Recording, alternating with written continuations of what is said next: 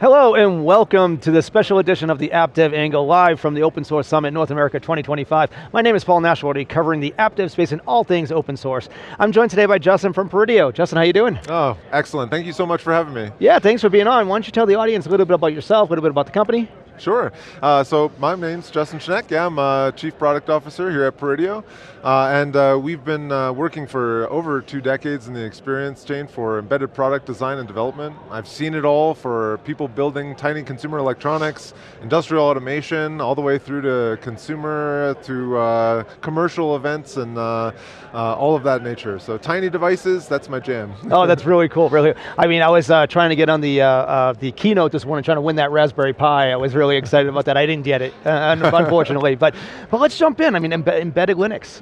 What do you have to say about that? Well, embedded Linux can be really hard. It presents challenges that we don't typically see a lot of in the case of just developing software for purely digital environments.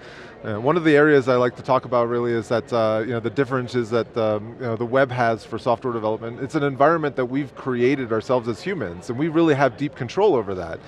Whereas in the embedded market, we're building products that go into the physical space, and that demands some guarantees that we don't get from the pure software digital domains. Sure. Things like cosmic rays could cause issues of flipping bits. There's so much that can happen that is the unexpected that you have to be able to be defensive in programming about. So. Yeah, it sounds a little bit science fiction there, with solar rays and such. But yeah, that's really cool. So let's talk about. Let's jump into like your shirt. You have Avocado OS. Avocado OS. I think it's interesting. I like the brand. Tell us about Avocado OS. Yeah, Avocado is a binary distribution that's made to be able to create AI native runtimes for companies who need to be building embedded products that in this modern age of edge AI can perform some really complex tasks to create the next generation of products quickly. And what we found is why there's a need for this is that there's this traditional dichotomy of choice that we see in the marketplace between something called Yocto, which is extremely high learning curve up front, but does set you up for success with what we need for those things in embedded products. Deterministic runtimes, immutability, reproducibility. And on the other side of things, we see things like desktop distributions. You have Ubuntu and Red Hat in those spaces. And those systems, they're very easy to get up and familiar experience for developers up front, but arguably aren't really scalable towards tens of thousands to millions of devices in the field.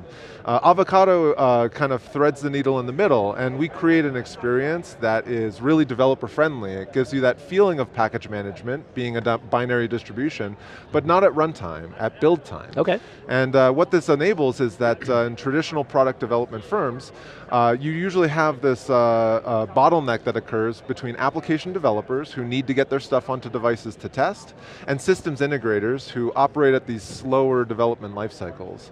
And now with the advent of edge AI being a thing, in order for that to take off, we're introducing another party to the group, data scientists. Okay. And they need to be able to operate at an even faster pace, right? Yeah, so, okay, this is really exciting, right? Because there's a new kind of reason you're doing this, right? You've explained the differentiation in the market, why you're doing it. It makes a lot of sense.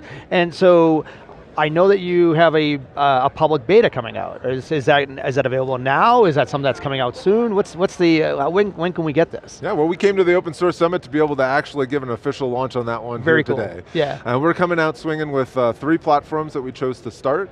We're working with the NVIDIA Jetson Orin series boards.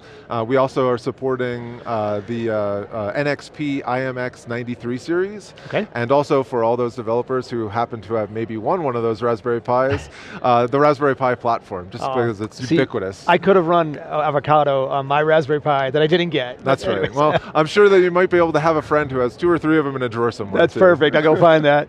So, all right. Well, I think I have to touch on here NVIDIA, the NVIDIA relationship. I mean, there's a lot of buzz in the market. NVIDIA is kind of obviously a hot industry darling out there today. Let's talk a little bit about the relationship there. Yeah. So, leading up to the summit, we've been wanting to put together a demo that was really compelling and captivating for the people in the audience, right? So we work closely with NVIDIA leading up to be able to illustrate and demonstrate how easy it is for those data scientists to quickly iterate on their devices. The Jetson series stuff is complicated. I mean, running Edge AI in itself is a complicated stack. And the demo that we put together with them is running this product that they have called Triton Inference Server that has some great benefits. It can do live model reloading in the fly. It can do model ensembling. And it provides a really nice development experience because together with our hardware in the loop debugging technologies, then it allows these data science groups to be able to quickly see changes in their models and enumerate on them really quickly on the physical hardware instead of it being virtualized in a domain. So are we going to see Jensen up there on stage with a Raspberry Pi running Avocado pretty soon? Yeah, I hope so. That'd be really cool. Great, yeah, really awesome. Yeah, I look forward to seeing that. So okay, let's take a look at other manufacturers, top silicon manufacturers that are interested, right, in this whole approach. Yeah. So as I mentioned, that dichotomy that we see of choice. So these top silicon manufacturers, these are the best that they have at offering to their customers. As I mentioned, Yocto being a steep learning curve, but desktop distributions being easy. They wanted something that's going to enable their customers to be able to move more quickly without sacrificing that ability to go to production. Usually we'll see if you get started on a prototype with something like Ubuntu, you're going to hit this moment where you need to productionize it. Right? And when you harden systems like that, you kind of put the seatbelts on and you make it difficult for developers to move quickly. The more you harden a system, the more difficult it is for them to iterate. Sure. Yeah. So we've been having a lot of conversations with some of these top manufacturers about this problem that they experience and how Avocado can really help offer a solution that doesn't have those compromises. So who are some of those manufacturers? Can you share those names now, or is that still in kind of development? It's still in progress. That's on fine, having some more of those conversations together, but every one of them is experiencing this kind of pain.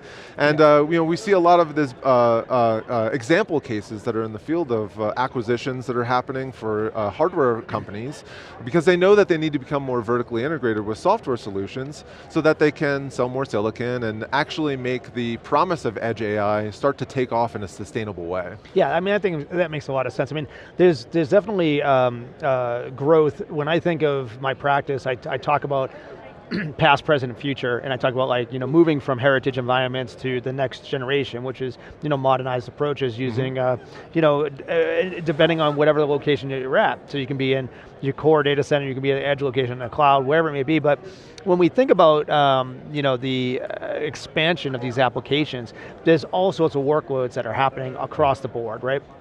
And there's also difficulty in kind of managing some of these workloads, right? So when we think about that from embedded devices, right, let's talk a little bit about the tooling around embedded devices. What are your thoughts around how Avocado OS can help with the tooling of the OSs? Well, we think about things a little bit different. Well, actually, the inspiration comes from battle-tested and deployed opinions that come from things like systemd, like technology in the embedded Linux space, it's just Linux running smaller. And so the user group, the user space group from Linux, they've been doing a lot of work in service of making distribution installations for server and cloud architectures more hygienic. And by that I mean they were making it so that they can install multiple distributions alongside of each other and also make it so that they can clean up some of the legacy in the space. Okay. And so we are depending on a lot of these opinions that have been formed and tested from upstream cases and applying them to rethink the way that we structure embedded devices. Typically in embedded systems, we would build monolithic root file systems that would, you'd ping pong between an A-B system. So today your root file system with your machine learning models, you might be like, oh, it takes up 250 megabytes. And then tomorrow, so you lay out your partitions such that you give yourself maybe half a gig of space, right? Tomorrow your data scientist comes to you and goes, guess what? 1.5 gigabytes I need. Well, that can lead to a really problematic, risky repartitioning in the field. That's a one-way ticket. And that complication means that we have to be really knowledgeable and prepared up front.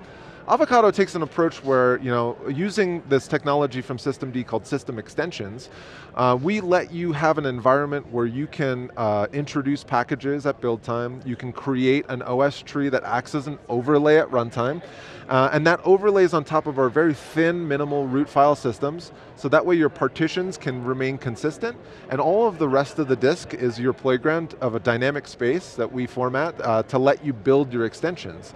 Therefore, if that size increases increases or decreases.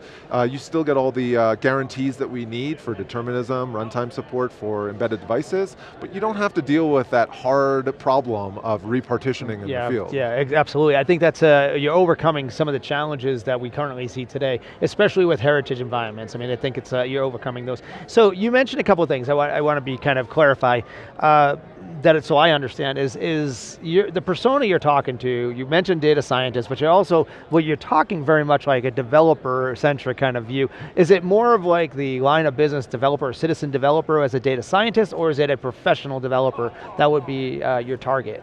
Well, I mean, anybody who's wanting to be able to build a product, and really in order for us to have this sustainable growth period for Edge AI to take off, we're going to need to get tools in people's hands so that they can have these innovative ideas come to life quickly. Right. I think back to the 2010 era where we started to hear about IoT, and all of the same complications of building embedded systems existed then, including ones around how do I even make user interfaces? Well, in this time, kiosks became a big thing. We started to see Chromeless web browsers enabling existing web development teams the power to feel like they can actually build embedded products quickly without having to have really low-level, experienced Linux, low-level developer talent on board. We're going to see the same thing with Edge AI. I mentioned data scientists and average generalized developers because it's going to take tools that let them feel capable to create products to spur that innovation spike and have it so that they can start to be able to bring their ideas to life as well. So it's very cool. So I think and what I heard you say, just kind of translated into kind of simplicity views, is like, it's bridging the old with the new, right? It's basically taking your existing approach, and it sounds like there's a migration path here that can occur pretty seamlessly. Mm-hmm. Is that true? Yeah, and the nice thing is that since we're leveraging a lot of tools and opinions, but redesigning using those the way that we approach the composition of an embedded system, we're not really introducing a lot of new code. And so, we're taking battle-tested ideas that happened in the cloud, but we're adapting them with the right approach for embedded development. And that means that we're getting production level grade results from day zero without having to wait a long period of time because we might be doing things off the beaten path. Sure. So all right, let me ask you a question, Justin. So a year from now, when we're sitting here at Open Source Summit, where do you want the company to be? Well, I would love to be able to see more people kicking the tires on this and having a nice growth period. We're getting a lot of great feedback from developers here at the conference. It's been a fantastic event to be able to see how they're receiving it. Yeah. And I would think in a year from now, it would be great to have the community start to flourish and grow and have more people being able to build products using this platform and this design pattern. And so I just truly want to be able to see what people can do. Yeah. I want to see the products. I want them to exist. And I think that enabling this is going to let them create the stuff that I just want to have like the joy of playing with myself. Of course, right? that's awesome, that's awesome. Well, I'm super excited about your success so far. I'm really excited to see where it's going in the future, so that's awesome. Justin, thank you for being here. Your insights have been awesome. I'm really excited about seeing where it's going. And thank you to the audience for tuning in. We really appreciate you being part of the AppDevANGLE community. That wraps up this episode, but we'll be back next Wednesday with another conversation diving into the tools, trends, and talent shaping the future of application development. Whether you're deploying at the edge, building an AI, or modernizing your cloud stack, we've got you covered. Be sure to follow us on social. If you have any thoughts, questions, or just want to connect, you can always reach me at pauln@siliconangle.com. Until next time, stay curious and stay building.